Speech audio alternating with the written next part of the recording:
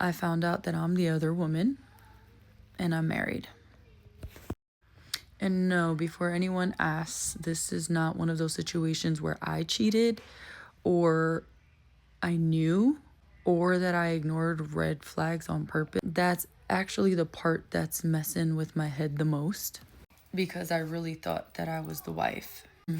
I mean, I am the wife. Legally, emotionally, all of it. At least I thought I was. So let me back up because context matters here, of course. My husband and I have been together for a very long time. We didn't rush anything. We dated, we lived together, we built like a routine, a life.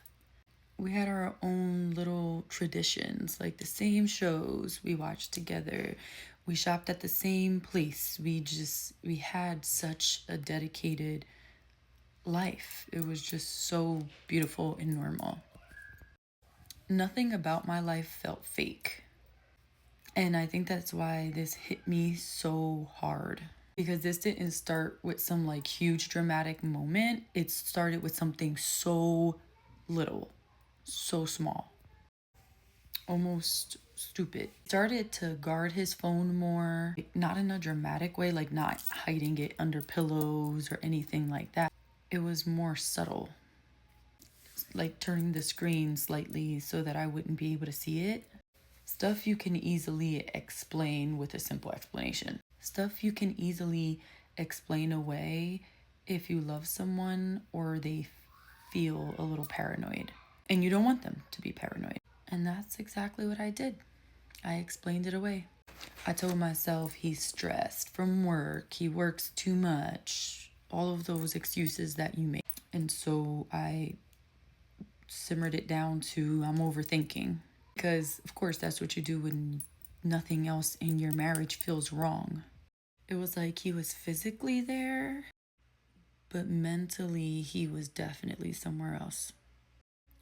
Like he was catching up on a life that I just wasn't a part of. I remember thinking, like, maybe this is just what long term marriage looks like, which is also a scary thought in the hindsight. So, here's the thing I wasn't snooping, I wasn't like digging, and I wasn't trying to catch him.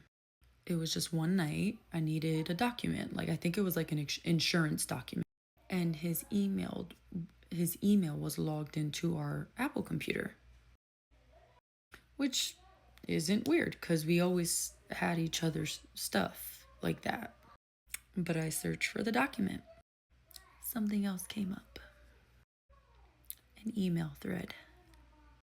And the subject line wasn't something like flirty, it wasn't catchy to the point where I almost didn't read it.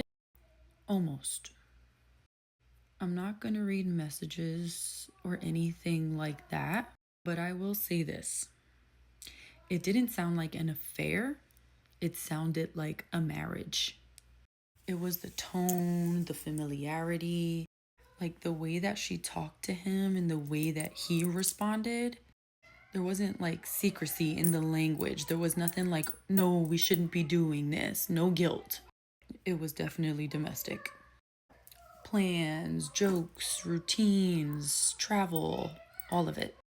And I remember sitting there thinking, like, why is this woman talking to my husband like she has rights to him? And at first I thought maybe I misunderstood. Maybe I'm misreading the context. Maybe she's exaggerating her role in his life. Because this happens, right? Sometimes people read into things. So I kept reading, not to invade privacy, but just to get more of an understanding of things. I needed to understand what the fuck I was looking at. And that's when I seen something that made my stomach drop. She mentioned a trip that I recognize, that he told me he went on alone. That's where I'm gonna stop for now. Because what I found after that completely changed how I see my marriage, my judgment, and honestly, myself. And I need to tell this in pieces because I feel like it's a lot.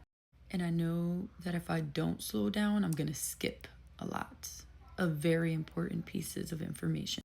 So yeah, that's part one.